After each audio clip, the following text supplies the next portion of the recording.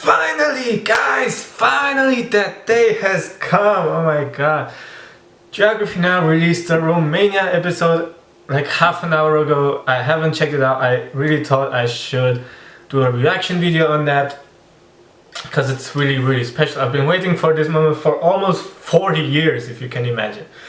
And by the way, if you don't know, I made a video of myself 3 years ago, or more than 3 years ago, in this style, to give Paul some tips about the video. I made it in my own style. It's on my channel, check it out. It has 15,000 views, so many people have checked it out. I don't know if he did, but with that video I initially sent him a package as well for Fan Friday, but he never got it because my package never made it into Fan Friday. I'm really excited to check this video out and do a reaction for you, so let's just get into it.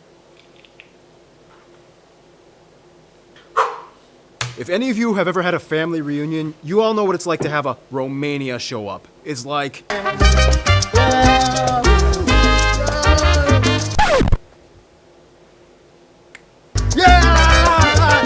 Yeah, it doesn't matter if you're in a cold, dark castle or a tropical beach with margaritas. If you're Latin, you're part of the family.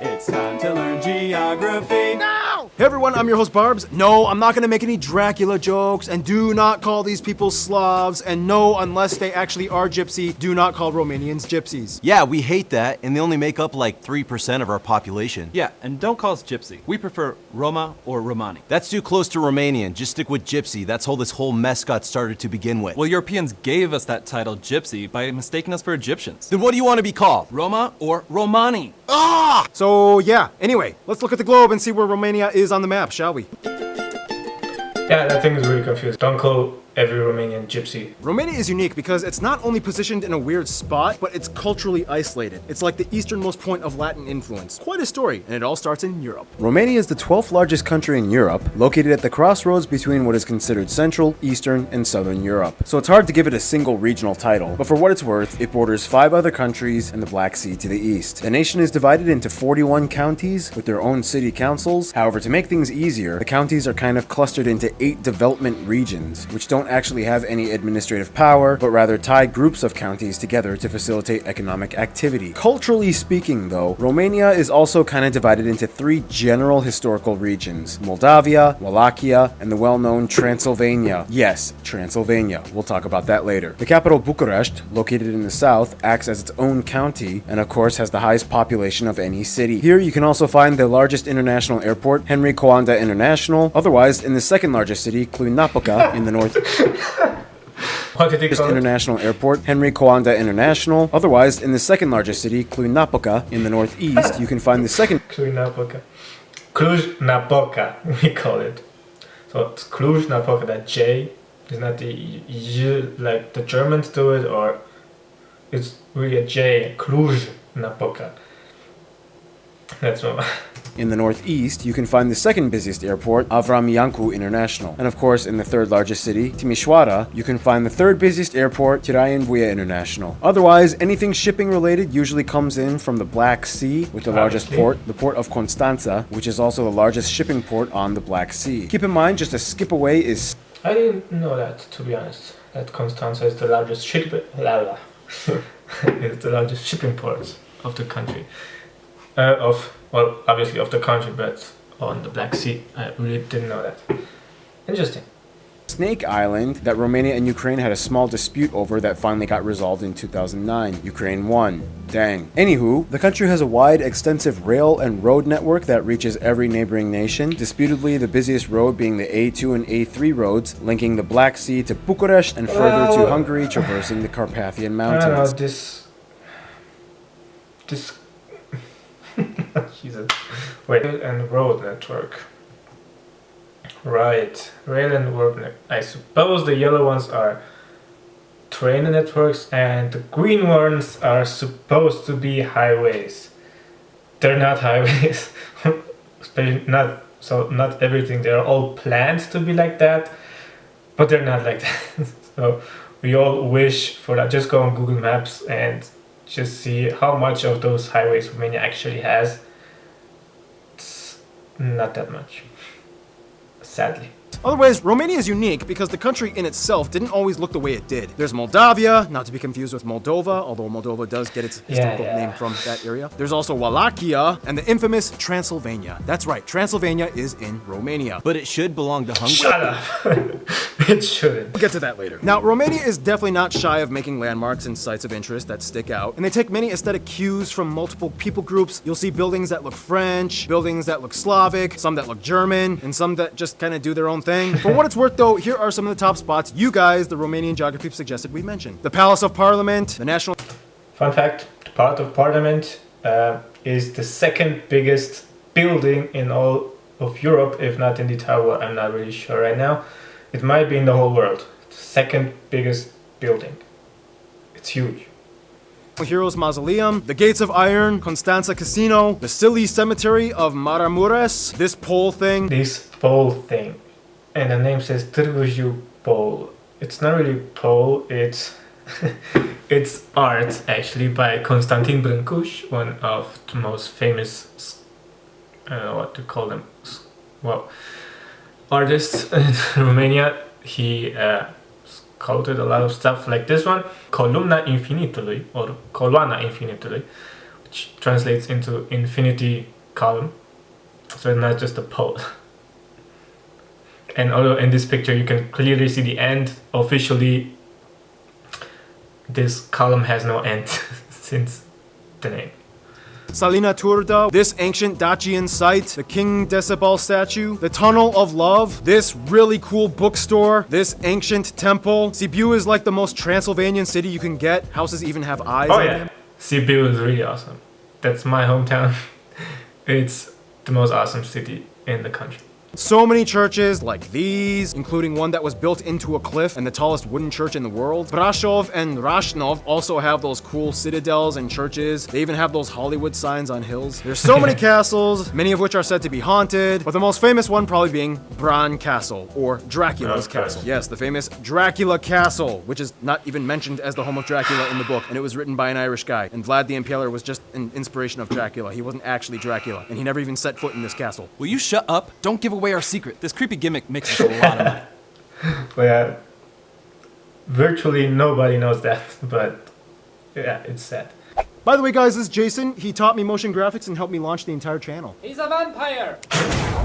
Oh, bad. Yeah, lots of creepy haunted sites going on. And it doesn't stop at the buildings. They have entire forests that people are afraid to step into. Which brings us to... Romania is kind of like the land of legend and electricity. They have so many myths, yet they move forward with the age of energy. They were actually the first European country to have electric streetlights. That's true. That's really true. Well, like it says in this picture. So, yeah. And they even have a Prometheus statue holding a lightning bolt. For what it's worth, though, the nation is about evenly divided by plains, hills, and mountains, with the mighty Carpathian Mountains, the third largest chain in Europe, dominating the north and central parts. Here you can find the highest peak, Mount Moldovano, in Moldoviano peak. So it's basically the Moldavian. Yeah, it's the highest peak. I've been there. It's really cool. the hook of the Southern Carpathians. From there, there's one little detached cluster of mountains in the northeast known as the Apuseni Mountains, which effectively makes the hills of Romania kind of look like Pac-Man. Oh yeah, I never thought about that, but yeah, it's kind of fun to look at. And about the mountains, many people I met in other countries, and I told them I was from Romania and I love skiing. They asked me, wow, where do you ski? Where did you learn to ski? Do you have mountains in Romania? Yes, we have. They're quite big. And in these Apuseni Mountains, you can find Scarishoara, which claims to be the largest underground glacier in the world. These mountains are essentially formed by the smaller Carpathian micro-fault line within the larger Eurasian tectonic plate. This is also what explains how, even though Romania is inland, it has small distinct areas of geothermal activity, such as the mud volcanoes of Berca and small hot springs in the west side of the country. Between these mountains and hills, you have the Transylvanian Plateau, where you can find the largest non-shared river fully within in Romania, the Mureș River. However, on the east and south sides, you have the Moldavian and Wallachian plains, where the longest river shared with Bulgaria, the mighty Danube, flows into the Black Sea. Along the Black Sea coast, you get the flattest and incredibly beautiful Danube Delta area, the second largest delta in Europe after the Volga, and is considered the most well-preserved. This area in itself is a biosphere reserve and a UNESCO World Heritage Site. It is the largest continuous marshland in Europe and has over 1,600 plant species alone. This whole flat marshy area along the coast is also known as the Dobruja region.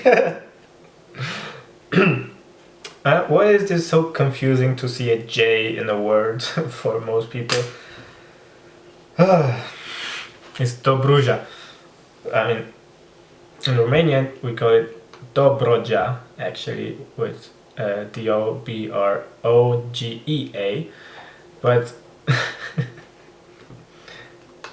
I mean, you see at the beginning Cluj-Napoca, he pronounced Cluj, and Dobruja, he call it like Spanish. Why is it so confusing? Here you can find what is considered the largest lake of Romania, known as Lake Razelm, which is actually a freshwater lagoon known as a liman. This lake actually used to be connected to the Black Sea as a salty lagoon, but in the 70s, a thin land barrier was built to keep the Black Sea out, which has now changed the ecological conditions drastically, making it a freshwater lake. Overall, if you zoom out, it's a relatively lush European country. And with that, it's time for my triple shot espresso break. Noah usually comes in for this segment, but unfortunately he's still out visiting family. So how about we add some pumpkin spice to this order, shall we? Bibbidi-bibbidi-bop second. Get it? Pumpkin. Well, in that zoom out that he did, I'm pretty surprised he didn't include that. But Romania, seen from above, looks like fish. It actually just looks like a fish. And many people don't see that. I really hope that you see that. So, yeah. In the shortest way to summarize it, Romania started out as a shaky post-communist state that many people didn't know how to interact with. Essentially, joining the EU in 2007 really helped. It was like, Alright, so we just had a revolution, communism is gone, we'd like to join your party. Here's our application. everything seems to be in order. We do have some sprucing up to do. Oh, okay, just hear me out. We're going through legislative reforms, we're opening up a free market, and just to prove we're dedicated, we even put visa regimes on countries like Russia and Turkey. You have to wait 14 years, you won't be Schengen, and you have to use your own currency. Woohoo! I'll take it. Hey, what the f, Romania? You totally ditched me back there. If he's in, I'm in. And that's how lots of money started flowing to Romania. Today, Romania is the largest electronics producer in Central and Eastern Europe. Due to the highly fertile land, Romania has lots of cheap and abundant produce. Often at the end of harvest season, you will see huge stacks of things like cabbage and watermelon. I love watermelon with lemon. So do you, Paul. I know you do. Oh yeah. They are one of the most underrated wine producing countries in the world, usually around That's 12th true. place in overall world production. Theoretically, Romania has the third highest capacity for geothermal energy on continental Europe after Greece and Italy. Ahem. I said continental. You're an island and not even fully in Europe, okay? Otherwise, as a very lush and forested nation, Romania is home to numerous animal species like foxes, hares, bats. Remember good old Wojtek? Well, Romania has the largest population of brown bears in the world outside of Russia. And keeping up with the spooky theme, Romania has quite a few haunted or cursed natural sites. The two most famous ones probably being the Witch's Pond. Okay, that's a bad witch voice as well. Where scary things are said to happen and even animals won't drink from it or go near it. Yeah. Okay. And Hoya. You know we have a Ho rainforest where I'm from? Yeah, it's called the Ho rainforest. And Hoya Forest, labeled the most haunted forest in the world, where people have seen everything from monsters, ghosts, UFOs, and even a portal that leads to an alternate universe. I don't believe it. How can you have monsters and UFOs in the same place? So anyway, yeah. Well, I personally haven't been in either of those places, probably for a reason, so. Food! Some top dishes that you guys suggested include maize porridge, plum dumplings, these really cool ground meat rolls, placenta pastries, placenta, Placenta. And it's not actually one dish. I mean, they can be variated, you know, just like a cookie. I don't know. You can just put various stuff in it from any kind of fruits. Let's do plus placenta, tokitura stew, jellified meat platters, organ meatloaf, and the national dish sarmala, which was actually brought over from the Turks during the Ottoman times, but Romanians, mostly being Christian, stuff it with pork. So that's kind of a unique Romanian twist, I guess. And things get even more twisty once you learn about the people, which brings us to... Thank you, Art. You're welcome, Barbie. Send me home. All right. Bob Saget. The Romanians have a saying. They are a Latin island in a Slavic sea. To be honest, I never heard that saying. If you look at the position of Romania on the map, literally everyone surrounding them is not like them. But we'll get into that later. First, Romania has just about 19.5 million people and has seen a 16.2 population decrease since its peak in 1991 at 23 million. Yeah, well, in 1989, there was the revolution on Christmas Day. After that, everybody was free to travel, and many people just moved away. And yeah, that's why it's only 19 million now.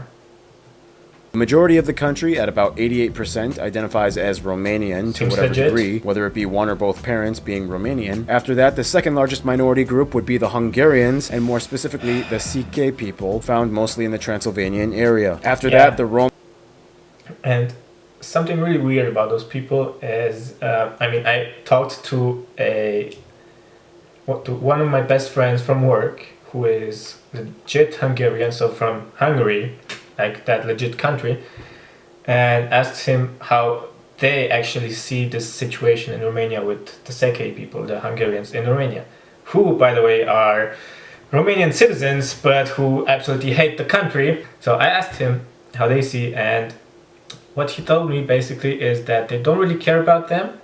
They're not actually Hungarian. I mean, if they meet them, it'll be like this. Oh, hey man, where are you from? Hi, I'm from Budapest. Oh, Budapest, so you come from home. What? Home? Where are you from? Are you from Sekeland? Because if you're from Sekeland and you call Hungary home, why do you live there? Just move! Romani, often called Gypsy, come in at third place at around 3%, and the rest are a bunch of other groups like Ukrainians, Germans, and general Europeans, and very few non-Europeans. Yeah, Germans are quite many, and especially in Transylvania, they can get along pretty well, because that area being part of the Austro-Hungarian Empire, we learn German there mostly as a main language, sometimes in school. And we can speak German pretty well. And that's why Germans just get along without speaking any Romanian. Now, even though they are part of the EU, they are not part of the Eurozone, and they use their own currency, the Romanian leu. They use the type C and F plug outlets, and they drive on the right side of the road. Now, back to the identity thing. Even though Romanians hate being called Slavs, they have to kind of admit Slavic culture has kind of put a major dent in their upbringing and identity. I mean, somewhere around 15% of their language is Slavic-based. On top of that, like most Slavs, Romania and Moldova are the only Latin-based Orthodox predominant nations on Earth. Huh, it's like we're backwards versions of each other. How did all of this happen, though? Yeah. Well, to summarize, the area of what is now Romania was known in antiquity as Dacia or Dacia, inhabited by Dacians, which were basically cousins to the mysterious Thracian people. History doesn't record too much about them, but they were known for having interesting customs, really warfare techniques. Spartacus was a Thracian, and many of them were known for being redheads. Whoa! Ancient ginger warriors? That's pretty cool. Then in like the 2nd century BC, the Romans came in and pretty much destroyed everything and made it their province, moved a ton of Romans in, and Romanized everything. Oh, well. This is essentially how the land of Romania became the easternmost point of Latin influence in Europe. Over time, Slavic tribes migrated south after the Roman Empire fell, but they avoided the Carpathian and Black Sea coast, which they knew were Latin strongholds. After gaining ground in the Balkans, this essentially isolated Romania from every other Latin-based area, which kind of explains how they became a distinct people group. So that's basically how it all went down. Then we get to the Sikh people, the second most populous minority. Yes, that's how you pronounce it, Sikh. Basically cousins of the Hungarians. These people are steadfast in holding onto their culture, language, and claim over the Transylvanian region, known as Sikheland. They even have their own flag. Today it's not such a big deal, but once every so often you might get a little bit of tension between the Romanians and the Sikh. On top of that, Romania was a previous kingdom that ended in 1947, with King Michael I being the last king until he was forcibly abdicated by the Communist Party. Context, Hannah wanted to be the king of Romania in this skit. Well, good to have you visit, Your Highness, but are you sure you don't want to seek asylum here? No, no, thank you. I shall return. My people will listen to me and respect my title. Very well. Safe travels. Sign this paper saying you won't be king anymore. We'll kill you. Well, I tried. And today there are actually 3 people that can technically claim heir to the former monarch of Romania. But anyway, we're getting ahead of ourselves. Now it's time for Random Hannah with culture stuff. Now, with Romanian culture, it gets a little intense because they are saturated in myth and legend, especially with major life events like birth, marriage, and even death. Some of the traditions include things like, for a kid's first birthday, it is common to cut a lock of hair from the baby and keep it forever. Also, people might give offerings to the fate fairies by leaving gifts on the windowsill. Romanian weddings are also pretty extreme. Before we get to that, you might see that picture of the baby with some things in front of it. For the first birthday, the baby has to pick like 3 things from the table. So they put everything on there from, I don't know, money, toys, beauty stuff, I don't know. So, and that's thought of, that's believed to be the future of the baby. It's common for the bride to get kidnapped by friends of the family for a silly ransom. During the kidnapping, the bride just kind of hangs out and drinks at a bar or something. I watched some YouTube videos about that. But then the girl's like happy at the end. It's weird, okay? And there are so many other small customs and festivals, like the Midsummer Festival, where women dress in white. The Kaloi Anul rain-making ritual performed by children after Easter or a hot day. Christmases are very important to them. In Romania, they go buck wild, making as much noise as possible, wearing costumes, sometimes having whips and carrying staffs to ward off evil spirits. There's also that festival where the dudes wear women's clothing and masks with loud bells and they parade to ward off disease and evil spirits. I never did any of those things, but I personally find them a little bit extreme. I think of them as kind of voodoo, but it's funny to watch. On St. Andrew's Day, it's common to eat garlic and spread garlic all over the house to ward off the... Well, my name is Andrei, which translates to St. Andrew. We never did that, but it's an old tradition. Evil spirits. Yes, as well as the stigoi, which are like Romanian zombies. Superstitions, charms, and so on are heavily ingrained in their upbringing. In fact, they even have a 16% black magic income tax for anyone that works in the profession, such as fortune telling or witchcraft. I didn't know that either. Seems kind of funny. Now, every region of Romania has their own folk costumes, which generally look pretty similar, but you'll notice they all kind of have like a Balkan Slavic influence style. Romania also has 4 Nobel Prize winners, and they are known for quite a few inventions, such as insulin, car wheels that are positioned on the inside of a car's frame, and the fountain pen. And now to Keith's music segment. But actually, guys, Keith is not here. He's in Germany. Will he make it on this episode of Geography Now? Stay tuned in the next 2 seconds to find out.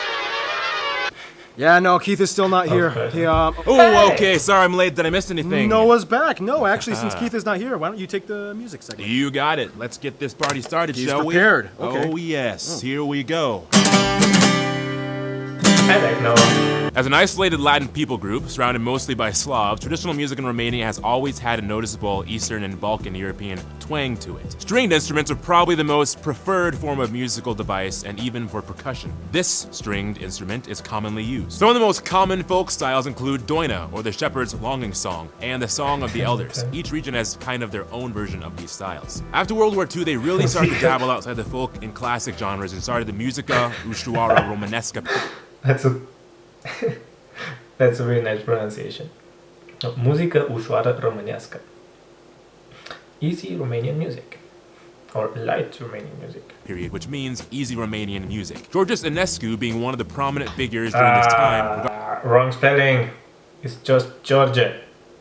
Without the S. Being one of the prominent figures during this time, regarded as one of, if not the most important icon of Romanian musicians. After the fall of communism and opening up to the world, Romania dabbled even further with so many new brands and singers emerging into genres like rock, pop, house, and underground, and disputedly the most prevalent genre, electronic. Today there are about 10 major nationwide electronic music festivals found all over Romania, like Noise, Untold, and the biggest one, the Afterhills Music and Arts Festival. Fun fact, you know that Numa Numa song? Yeah, that takes back about 10 years, right? Well, that band called Ozone was actually a Moldovan band with one Romanian guy. But, I mean, Moldova, Romania, they're like basically the same people. Yes, you are. You know you are. You're basically one of us. Yes, you are. Yes, we are. There is no but. You are one of us. Yes, we are. We are the same people. But they choose to live separately, so... And there's lots of other Romanian musicians and bands, but we'll mention them later in the famous people section. Now, it's back to you, old barbs. Here we go. Alright, so in the quickest way I can summarize the history of Romania: Dacia, Roman Empire, tribal migration, Middle Ages, split into three, Ottomans, Austro-Hungarians, Russians came in, World War I, country unites, things look good until boom, World War II, lose parts of what were formerly parts of the country, satellite USSR, Soviets banish royal family, really bad communist years, dictator deposed, democratic elections, European Union in 2007, and here we are today. Dictator deposed. Yeah. He was deposed and then shot on Christmas Day, both him and his wife. I think that's a kind of sad part of history. I mean, it's good because we don't have communism anymore, but to do that, I don't know. Some famous people you guys, the Romanian geography people, suggested we mention in this episode include, full disclosure, I'm gonna probably mispronounce everything, Klaus Ioannis. Klaus Iohannis, the current president, has been re-elected a couple of weeks ago. Jika Hadji. Chika Haji, loved by the Turkish loved by the Turkish people because of football, you know. Nadia Comaneci. Nadia Comaneci, the first ever athlete to get a perfect 10 at the Summer Olympic Games. Check it out. Simona Halep, Christian Mungiu, Corneliu Porumboiu, Ilina Stase, Ina, Alexandra Stan, Marius Moga, Sebastian Stan. That one was easy. Jeez. Dustin Hoffman's parents are from Romania. Stan Lee's parents, Sergiu Niculescu, Ropo. Sergiu Niculescu, yeah, a big actor, director, everything. He was everything on the movie scene. Hamza and Oana Pelea, Dem Radulescu, Jean Constantin, Andreea Esca, Angela Georgiou. I am so sorry, Romanians. I can't. But anyway, a lot of Romanians and a lot of friends that the Romanians have made over the years. Let's find out who they are.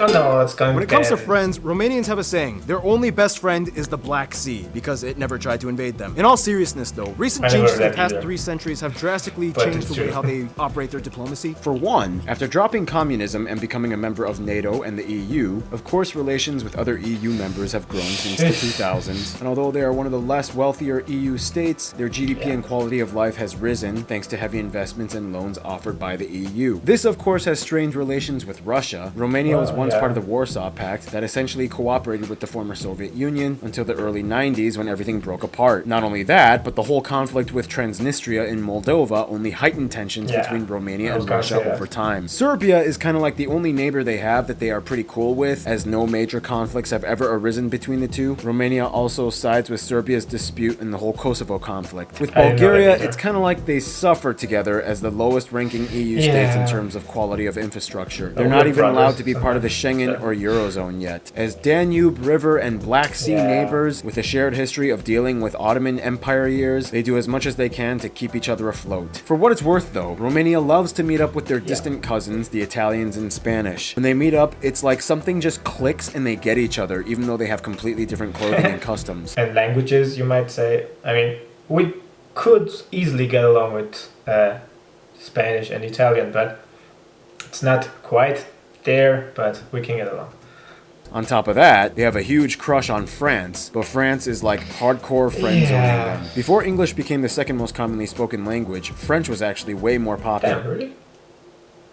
I never learned French in my school. They copied lots of French-style architecture, they adopted French words, and they pretty much copy-pasted the French Constitution. When it comes to their best friends, though, almost every Romanian has told me, it's not even a friend, it's not even family. Moldova is basically the same as Romania. Moldovans are essentially the closest people, their closest brothers and sisters. They basically speak the same language. Moldova just has a little bit more of a Russian influence. They love sharing a glass of wine, and no matter how detached they are from the rest of the Latin world, at least they have each other. In conclusion, with Romania you do get the land of electricity and myths and legend, so much folklore, yet so many crazy things that have happened that made them into who they are. Stay tuned, Russia, the big guy, is coming up next. Whew, right, that was really fun. That was really fun to make, really fun to watch actually. Yeah, I waited almost 4 years for that. Thank God it's finally here and I watched it. It's amazing. I mean, it's good. The pronunciations were hilarious. But yeah, thank you for tuning in. I hope you learned something both from me and from Barb's. Go watch his video, I link it in the description. It's amazing, check it out. Like I said, the pronunciations were hilarious, I enjoyed it. I hope you enjoyed it as well. I hope you enjoyed this video. Yeah, if you really enjoyed this video, give it a like, subscribe to my channel. I will try to make as many vlogs as I can. So yeah, like I mentioned 1,000 times, it was really fun. I hope you had fun as well. Yeah, see you next time, right? See ya.